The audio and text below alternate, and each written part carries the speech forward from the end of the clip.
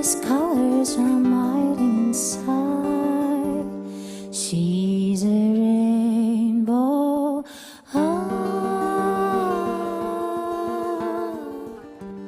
She's a rainbow.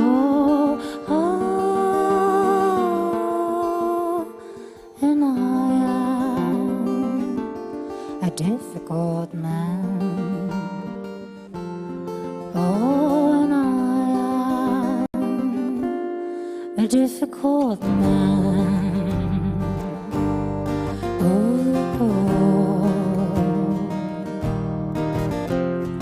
baby, I'm choking, my rhythm is smoking, I'm floating around, shaking the frozen earth that I've chosen, surfing the clouds. For I remember the joy as a child. The various colors I'm hiding inside. She's a rainbow.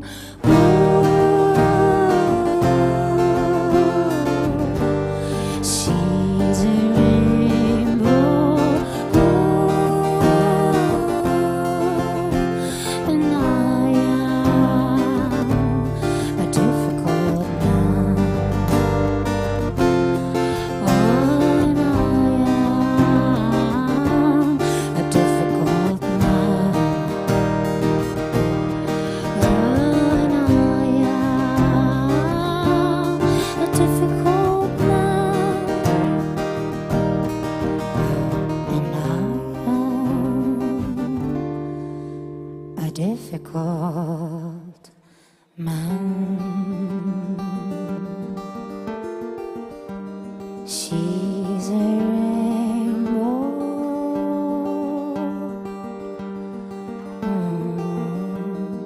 She's a rainbow. Ladies and gentlemen, we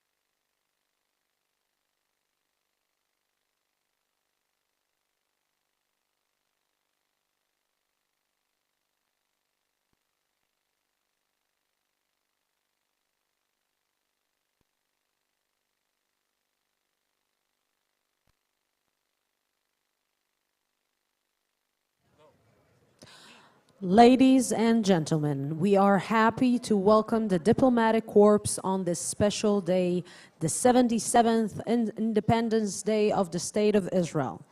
Please welcome our hosts, His Excellency, President of the State of Israel, Mr. Isaac Herzog, and Mrs. Michal Herzog, accompanied by the Israeli Minister of Foreign Affairs, Mr. Gidon Saar, and Mrs. Geula Even-Saar.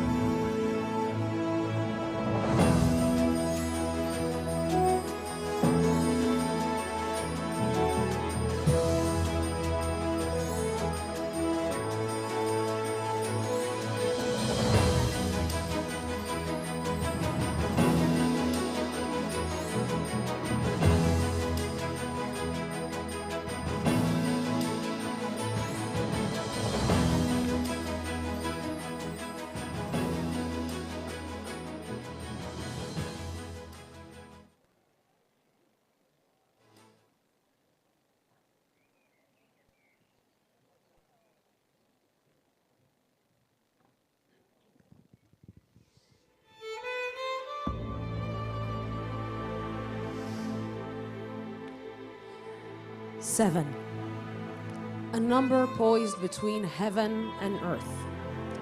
7 days of creation, 7 heavens, 7 colors of the rainbow, 7 continents of our planet, 7 years of plenty and 7 years of famine, 7 chakras, 7 acts of kindness, 7 gates of Jerusalem, 7 branches of the temple's menorah, 7 blessing of the wedding ceremony, 7 days of mourning, the 7th of October.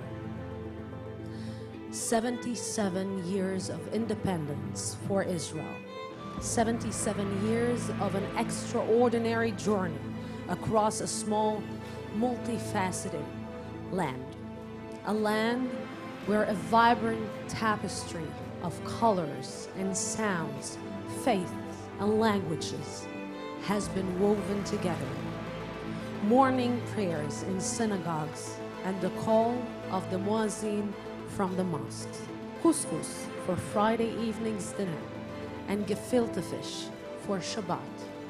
Piyut, a Jewish liturgical sound intertwined with the Arabic poetic improvisation and melodies of the Mawal. Sorrow intertwined with joy, all gathered into a single mosaic.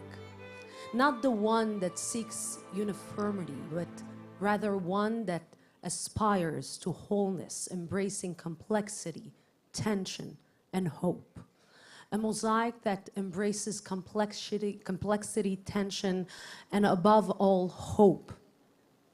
It is from this dynamic encounter of contrasts that the vitality, resilience, and the beauty of Israeli society emerge. And it is from this spirit that we continue to create, to innovate, and to build a future filled with promise, a future that cherishes the diversity and draws enduring strength from it.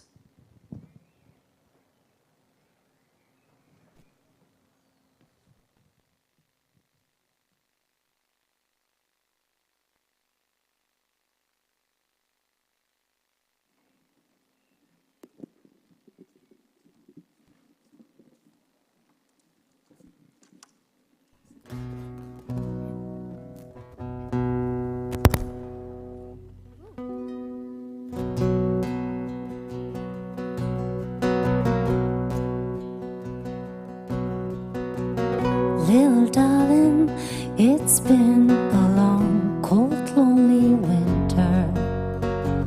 Little darling, it feels like years since it's been here. Here comes the sun, do-do-do-do. Here comes the sun. say it's alright.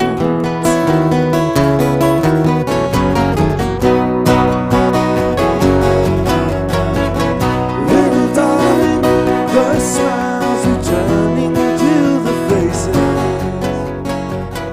Little darling, it feels like years since it's been here. Here comes the sun, doo-doo-doo. Here comes the sun, and I say it's alright.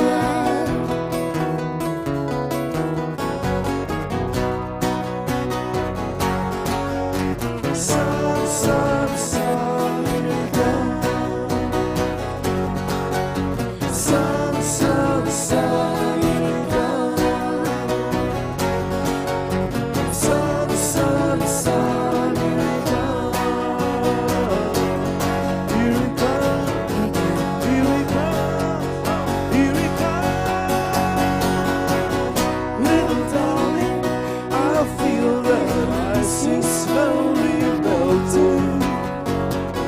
Little darling, it seems like years since it's been clear. Here comes the sun, doo-doo-doo-doo. Here comes the sun, and I say it's alright. Here comes the sun, doo-doo-doo-doo. Here comes the sun, and I say it's alright.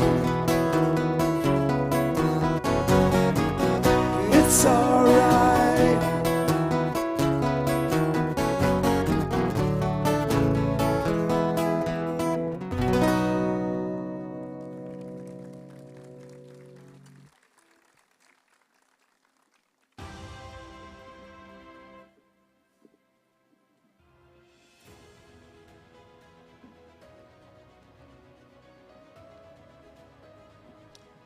Many thanks to Lola Marsh and Danny Robas. Thank you very much.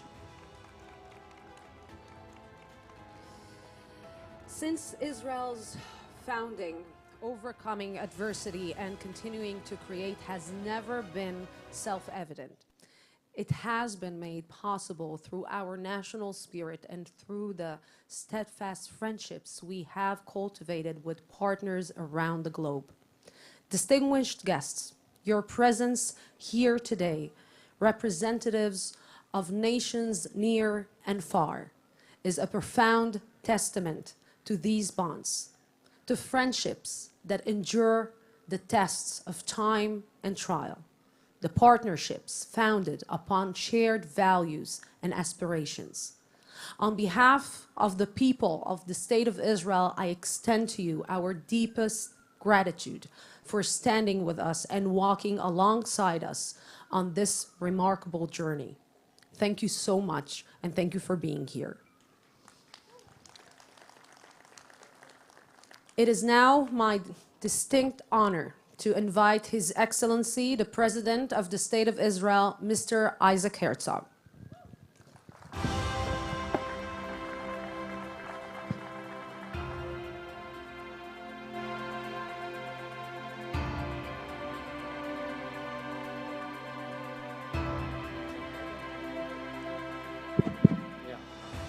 Dear friends, welcome. My dear friend, Foreign Minister Gideon Saar, Deputy Foreign Minister Sharren Haskel, Director General of the Foreign Ministry Eden Bartal, Ambassador to Israel from the United States Mike Huckabee, and his wife Janet, welcome. It's your first session with so many other ambassadors. And I also want to thank our moderator, Lucia Arish, one of our finest. Lucy grew up in the only Muslim Arab family in Dimona, and she and her husband Tzachi, who was a very famous actor, are a model of an incredible family. We don't always agree, but we love her very much. So, Michal and I are delighted to welcome all of you to the President's residence to celebrate our 77th anniversary of the State of Israel. Our celebration at this moment is colored by our deep concern, as you know all too well, at the wildfires that are still raging throughout our forests. And I want to express my profound gratitude to the countries that have stepped forward to help us in this unique moment. And I pray, along with all of us, for the safety and well-being of the communities, the firefighters, and our climate. 77 years ago, the Jewish people, still on the ashes of the Holocaust, stood on its feet and took a radical leap forward, establishing the independent Jewish and democratic state of Israel. Our young state proceeded to reach heights that no one would have thought possible, emerging victorious on the battlefield, making peace with former enemies, establishing a vibrant democracy, and eventually becoming a world leader in science and innovation, helping find sustainable solutions in agriculture, medicine, and so many other fields for humanity's sake. Tragically, on October 7th, 2023, forces of terror, hatred, and anti-Semitism attacked us barbarically. Since that dark day, the Israeli people have been forced to stand up to evil that knocked at their doors, and they've shown tremendous courage, resilience, and resolve in responding to the jihadist ideology that is threatening their safety and their future. It is not our battle alone, dear friends. In this battle, we must all be together, united. We must jointly ensure that Iran never reaches its nuclear goals. We must insist that it ends its subversive terror activities, including arming and orchestrating the terrorism of its radical proxies. Our hearts and minds go out at this moment to those who are its victims. First and foremost, our hostages, who are still being buried alive and dead in Hamas underground dungeons. This grievous and ongoing crime violates every legal, ethical, and human norm. I call upon all of your nations, all of your governments, and upon all people of morality to see in this moment, the moment, to act swiftly and decisively to end this horrendous crime and bring all of them home, every last one of them, urgently. Dear friends, this gathering shows clearly there is another way. Diplomacy and dialogue can forge new realities. The peace agreements with our neighbors, Egypt and Jordan, have been a linchpin of regional security. And the Abraham Accords with the United Arab Emirates and Bahrain and Morocco show the tremendous power of people-to-people peace. I still hope and pray that we will be able to have peace with our Palestinian neighbors and with all the region. Let us acknowledge this basic truth. These accords have held, and these are anchors of security and well-being, have held amidst terrible turmoil, and for good reason. Against the destructive trajectory of radicalism and zero-sum conflict, they offer clear and compelling evidence of the potential fruits of peace and collaboration, and the true possibilities it endures for Israel and all the people of the Middle East. I pray for the moment when we will be able to come to agreements with more nations in the region, including Saudi Arabia, Lebanon, Syria, and our Palestinian neighbors. I pray for the moment when corridors of connectivity that bring security, prosperity, and peace will stretch from Israel to India, not as a distant dream, but as a clear and present reality. Dear Excellencies, I want to thank each and every one of you for your critical work, strengthening the bonds of friendship and cooperation between Israel and each of your countries is a goal that I'm personally committed to, as is, I know, our Foreign Minister, Gideon Sa'ar, as well. I want to congratulate my dear friend Gideon and his wife Geula. And let me tell you, dear friends, Gideon and I go back decades. We were two budding, I was a budding politician, he was then a budding journalist. He was a journalist for Ha'olam Hazeh, which was quite a radical newspaper in those days, and I was his deep throat on some issues. And since then, we became dear good friends with him Michal and I with him and Geula, and we wish you great success, Mr. Minister. I also want to take this opportunity to commend and thank all of the talented diplomats and staff at Israel's foreign ministry. They deserve a clap. They really work hard and cooperate with us, with the President's team, headed by my Director General Eyal Shviki, and my International Affairs team, headed by Amit Zaruk and Shirley Heller, who you know all too well. They work with us on a daily basis. So, dear friends, in conclusion, Israel's story is one of resilience, audacity, and hope, and we hold fast to these deep resources now. I look forward to continuing to work with all of you as we welcome together in goodwill, commitment, and purpose to transform pain into growth and to shape a shared future of stability, peace, and prosperity.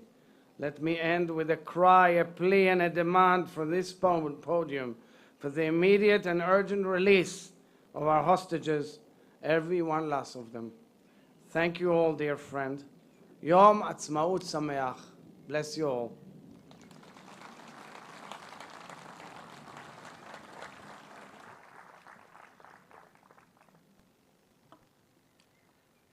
Thank you, President Herzog. And now I would like to invite to the stage Foreign Affairs of the State, the Minister of Foreign Affairs of the State of Israel, Mr. Gideon Sa'ar.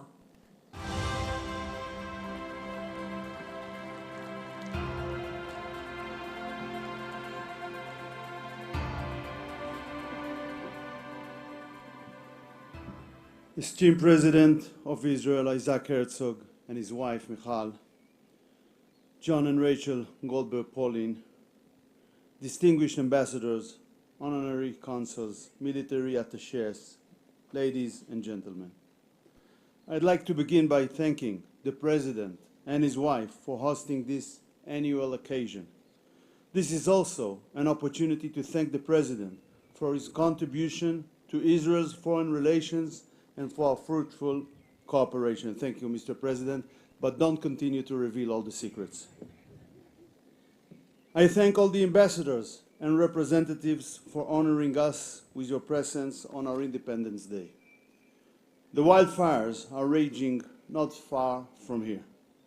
Yesterday I held a series of phone calls with the foreign ministers of so many countries. Other countries also reached out on their own initiative to offer help. I thank the many countries for their good spirit of solidarity and willingness to provide support. Israel is used to assisting countries in times of need, during natural or other disasters. We don't take political or diplomatic considerations into account. This is our values, the values that Israel was founded upon. We are deeply grateful to the countries that immediately stepped up to help us face this large fire, and a lot of ambassadors here helped with that. Thank you all. Ladies and gentlemen, we are celebrating 77 years of Israel's independence. 77 years to the miracle. A miracle unlike any other in the history of nations. The restoring of our sovereignty in our ancient homeland after 2,000 years of exile. Israel has reached great achievements. It has done so while constantly fighting for its survival. These achievements were made with a sword in one hand. In 1948, Israel had only 800,000 residents. Today, Israel's population is 10.1 million. We absorbed 3.5 million immigrants, olim, in our small country. Almost half of the world's Jews live in Israel today. Within a short time, most of the Jewish people will live here in the land of Israel, for the first time since the destruction of the Second Temple. This is the unbelievable shift in Jewish history. It was created by the Zionist movement and the State of Israel. The basic turning point that made these achievements possible was the renewal of our ability to defend ourselves. Our nation is one of the world's most ancient nations. It should have been one of the largest nations on earth today. But we went through 2,000 years of exile without the ability to defend ourselves.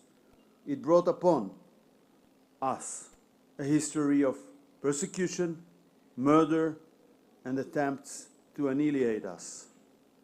The Holocaust, though unique in its scope and its evil, was part of this historical sequence of a defenseless and helpless nation, cut off from its historic homeland.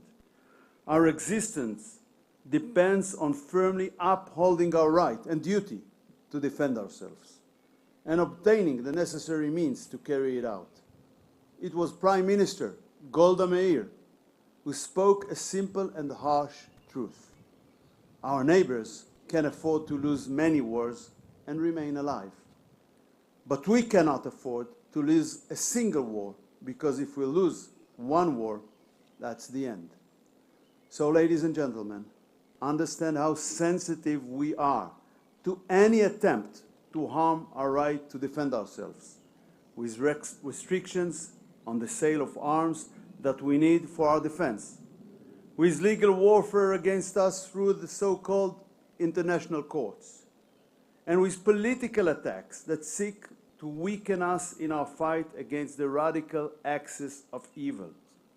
Its ideology and its practical goal is the elimination of Israel. The Jewish people will never again lay down their weapons. These arms are the open secret of our survival in the cruel reality of this region. We, the Jewish people, know what it is to be a minority. The Middle East is a tough region for minorities. I call on the international community to fulfill its role in protecting the minorities in Syria, especially the Druze, from the regime and its gangs of terror. And not to turn a blind eye to the tough events taking place there over the recent months. The international community and each and every nation must decide which side they stand on in this historic battle, on the side of Israel or on the side of the axis that seeks its annihilation. Neutrality or balanced approach between the sides is a moral and diplomatic distortion. The attempt to undermine our right to this land is especially absurd, historically and morally.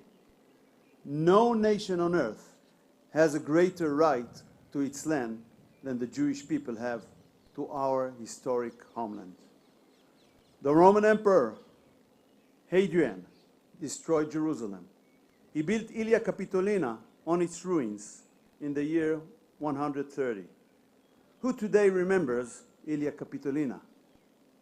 Everyone knows Jerusalem as the eternal capital of the Jewish people. No one in the past had the power to break the bond between the Jewish people and Jerusalem and our ancient land. No one will have the power in the future either. We thank God for granting us the right to live in our land as a sovereign, independent, free and proud nation. We thank our forefathers, the founders of the state and the Zionist movement.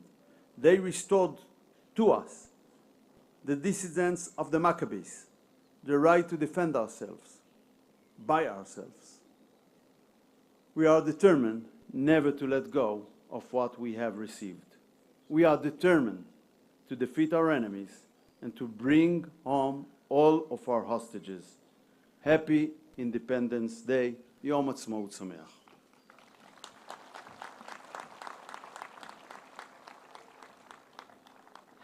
Thank you to the Minister of Foreign Affairs, Mr. Gideon Saar. The Israeli poet Zelda wrote, "Every person has a name that God gave him and which his father and mother gave him. Every person has a name which his enemies gave him and his love gave him." Every person has a name which the sea gave him and which his death gave him.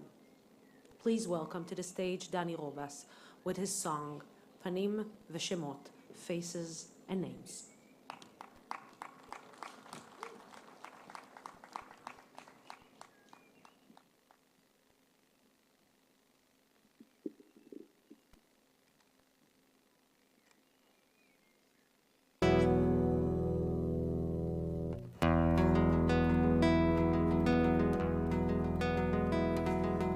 I wrote this song, Faces and Names, more than 40 years ago in the middle of a snowstorm in New York City. A song of longing for my family, my friends, my hometown. In the last year and a half, it gained deeper meanings.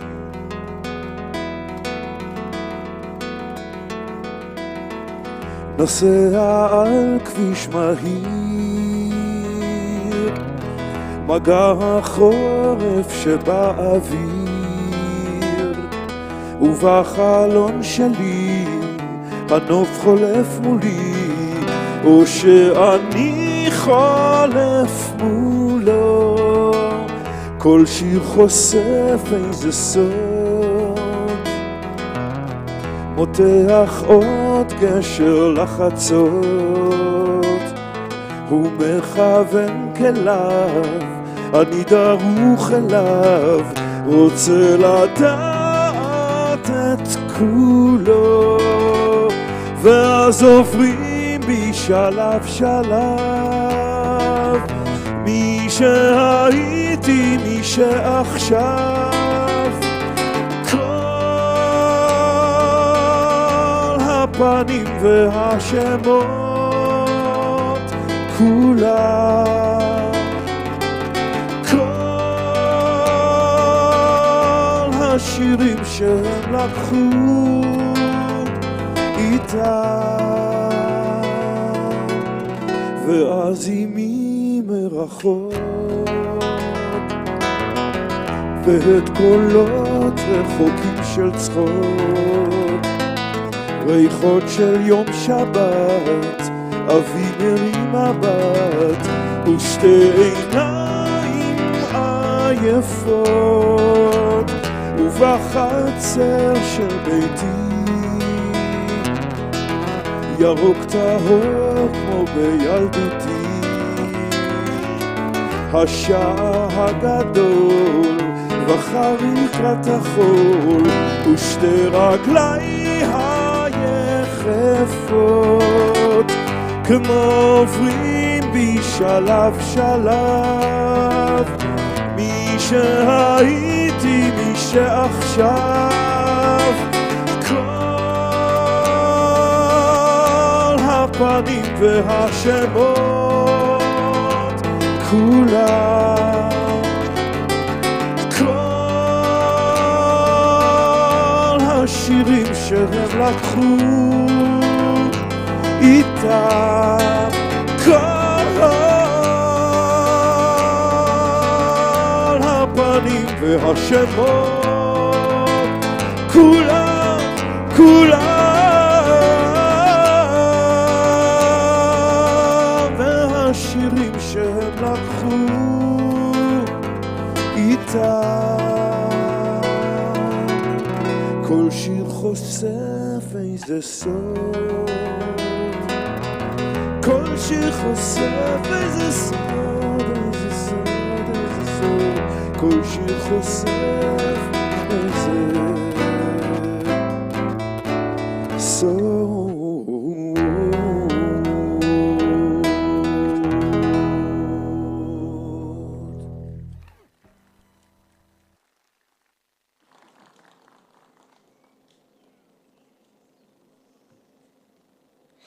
Thank you so much, Dani.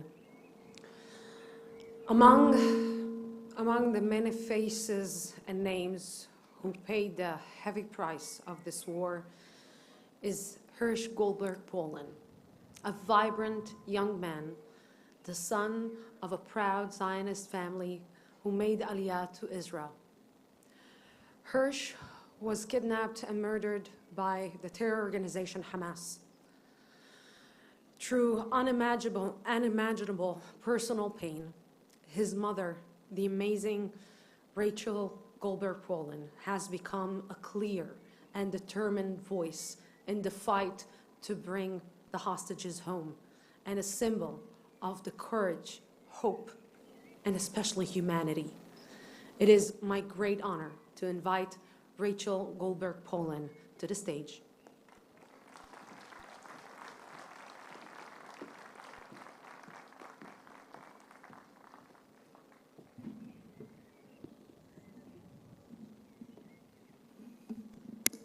I'm a little shorter than Lucy.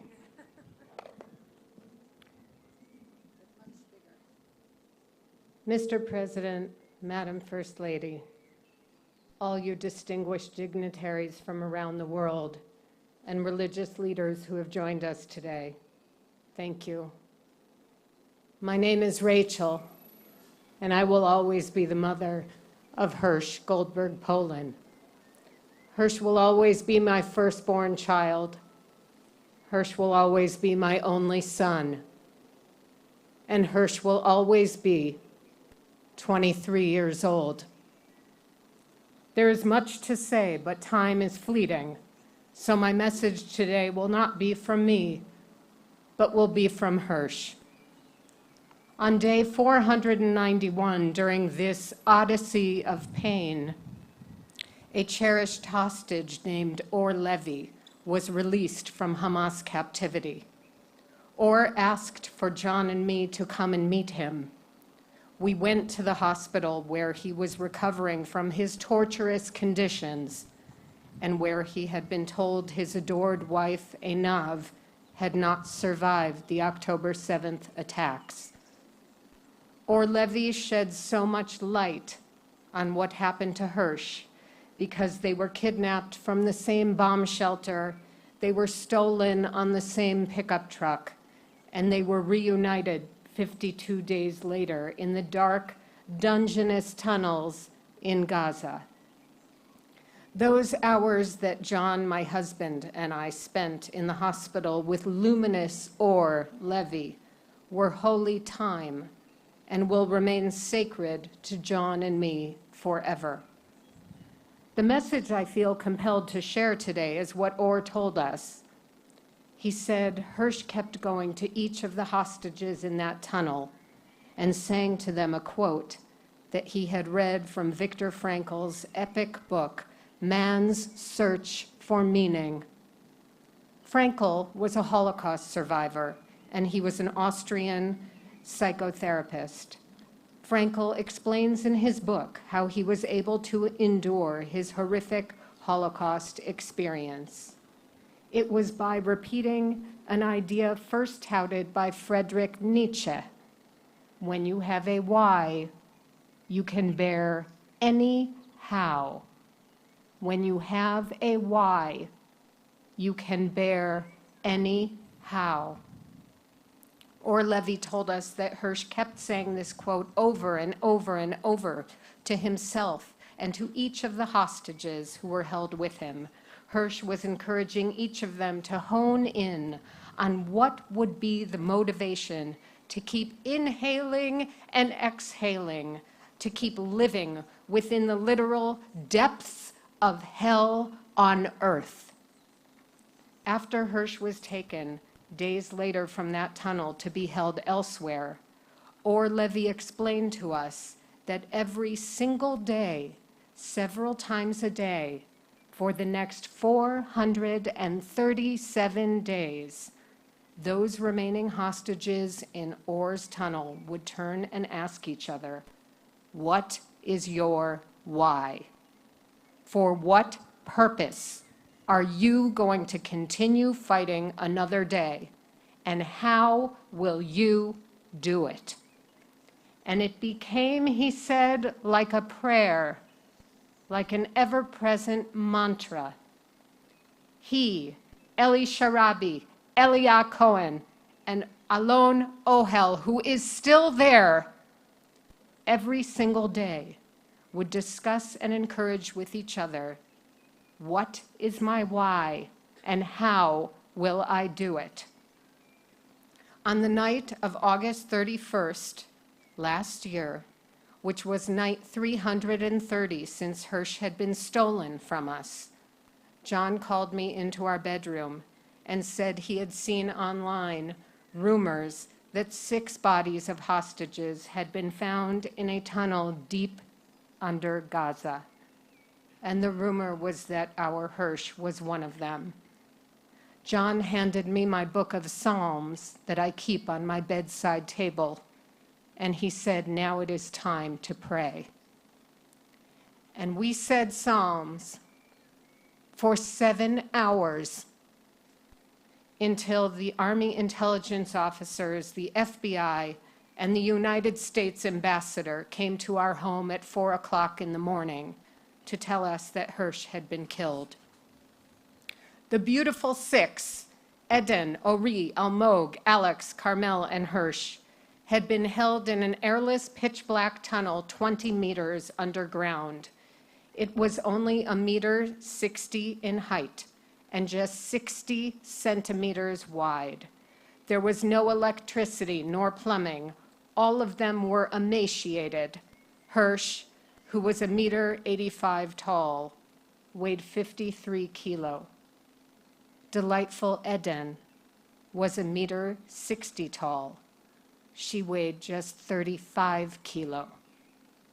They were all bullet-ridden and filthy, having not showered in months. Hirsch was shot in his only hand. His other hand had been blown off on October 7th during his abduction. He was shot in his shoulder, his neck, the side of his head below his ear, and in the back of his head. He was found frozen on his knees with his face resting on the face of Eden, a girl named after paradise. And since then, we have lived on another galaxy. Our country, Israel, is bursting with potential. It is a magnificent, complicated, textured, sacred, hurting, diverse, blessed, and battered place. It has challenges and opportunities at this fragile time of its 77th birthday. And so, my dear friend Israel, there is so much I would like to wish for you. But most supreme and urgent is the wish to reclaim the identity of the heart, core, and DNA of this treasured land. And that is getting home the remaining 59 precious hostages. This is your why, Israel. And it won't be easy, but nothing meaningful in life ever is. And it is absolutely doable, as long as people with power decide that it is an interest and an equity for them. Don't let anyone tell you otherwise. I am simply a regular person, but I know that every single one of you here has the ability to help make this happen. You were not put here by chance. Oh no, indeed not. This is your why. And it might be that the only reason you do it is because it is righteous, it is holy, and it may be the singular most godly thing you will do in your lives. And one day when you are called home to meet your Maker, you will be able to say that you did the right thing. You helped save these divinely kissed souls who are languishing in Gaza at this very moment as we sit here at this beautiful gathering for Israel's 77th birthday. And so, Israel, my beloved friend, from the bottom of my bruised heart, may all your wishes come true.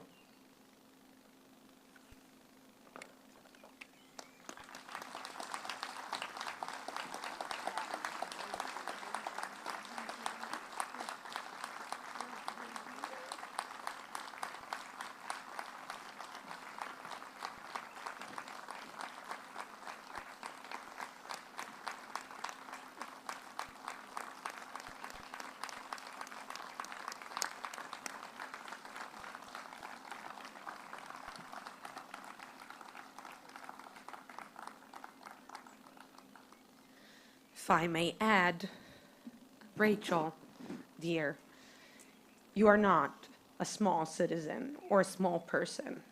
You are a great and amazing leader of this land. Thank you very much for your strength, and thank you for who you are. Thank you.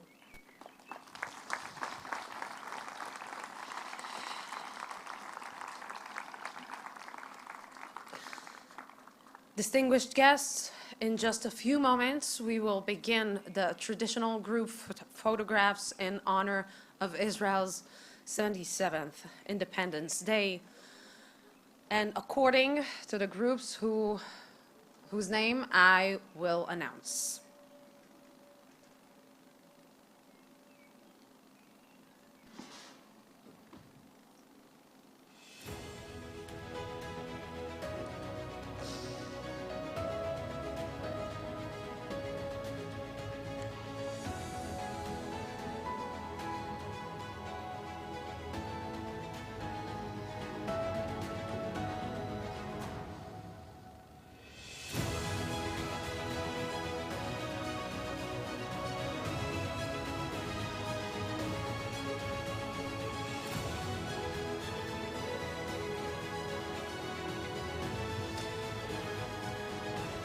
I'm honored to invite the Diplomatic Corps to the stage for the traditional Independence Day photograph with our hosts.